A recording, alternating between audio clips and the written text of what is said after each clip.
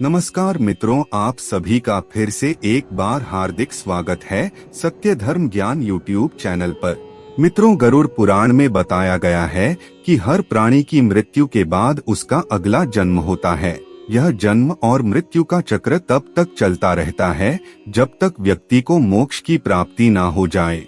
श्रीमद् भगवत गीता में भी भगवान श्री कृष्ण ने कहा है कि जिस तरह व्यक्ति अपने पुराने वस्त्र को बदलकर नए वस्त्र धारण करता है, ठीक उसी प्रकार आत्मा भी एक शरीर बदलकर नया शरीर धारण करती है।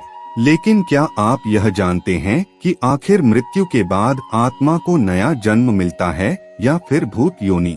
आज हम आप लोगों को इस वीडियो के माध्यम से बताएंगे कि कैसे तय होती है आत्मा की अगली योनि। इसीलिए अगर आप भी इन सभी प्रश्नों का उत्तर जानना चाहते हैं तो आप हमारे इस वीडियो में अंत तक जरूर बने रहिए। आइए सब मिलकर जानते हैं। मित्रों, वीडियो में आगे बढ़ने से पहले अगर आप पहली बार हमारे चैनल पर आए हैं और अभी तक आपने हमारे चैनल को सब्सक्राइब नहीं किया है तो कृपया अभी हमारे चैनल को सब्सक्राइब कर लीजिए ताकि आपको रोजाना ऐसे ही शास्त्रों में वर्णित जानकारियाँ मिलती रहे। मित्रों, जो भी इस मृत्यु लोक में जन्म लेता है उसका मृत्यु के बाद पुनर्जन्म होना तय है। कहा जाता है कि इंसान का जन्म उसके कर्मों के अनुसार ही होता है और मृत्यु भी उसके कर्म को भोगने के बाद ही होती है। वर्तमान जीवन में किए गए कर्मों के आधार पर ही उसका अगला जन्म 84 लाख योनियों में से किसी भी योनि में हो सकता है। आपकी जानकारी के लिए बता दें, गरुड़ पुराण के अनुसार जब अजन्मा शिशु मां के गर्भ में 9 महीने तक रहता है तो वह हर समय ईश्वर से यही प्रार्थना करता रहता है कि मुझे यहाँ से बाहर निकालोगे तो मैं जीवन भर आपका नाम लेता रहूंगा। लेकिन फिर जन्म लेने के बाद वह सब भूल जाता है और अपने भौतिक कर्मों में व्यस्त हो जाता है। वह संसार के मोह माया में कुछ इस प्रकार उलझ जाता है कि परमपिता परमेश्वर के लिए उसके पास बिल्कुल भी समय नहीं होता। मित्रों, गरुड़ पुराण में बताया गया है कि दूसरों के पत्नी से संबंध बनाने वाला व्यक्ति घोर नरक में जाता है। फिर वहाँ उसे भेड़िया, कुत्ता, गिद्ध, सियार, सांप, कौवा और अंत में बगुला की योनि मिलती है। इन सभी जन्मों के बाद अंत में उसे मनुष्य योनि की प्राप्ति होती है। वही बड़े भाई का अपमान करने वाले व्यक्ति को कोंच नामक पक्षी के रूप में अगला जन्म लेना पड़ता है। इतना ही नहीं, 10 सालों तक उसे इसी योनि में रहना पड़ता है। फिर उसे मनुष्य तन की प्राप्ति होती है। जो मनुष्य सोने की चोरी करता है उसे कीड़े मकोड़े की योनि प्राप्त होती है और जो मनुष्य चांदी की चोरी करता है उसे कबूतर की योनि मिलती है।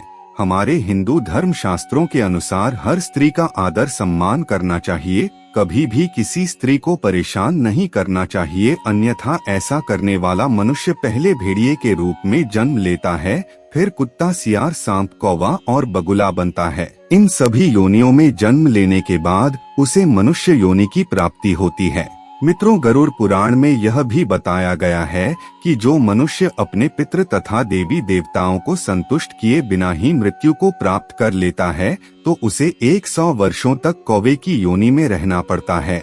इसके बाद वह मुर्गा बनता है और फिर 1 महीने के लिए सांप की योनि में अपना जीवन व्यतीत करता है और अंत में उसे मनुष्य योनि की प्राप्ति होती है।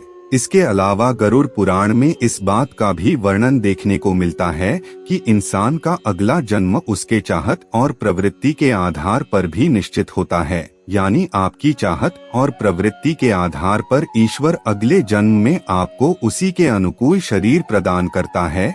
इन सब के अलावा गरुड़ पुराण में भूत योनि को लेकर भी कई बातें बताई गई है। इंसान अपने जीवन में कई ऐसे काम करता है जिसके बाद उन्हें भूत योनि में जाना पड़ता है।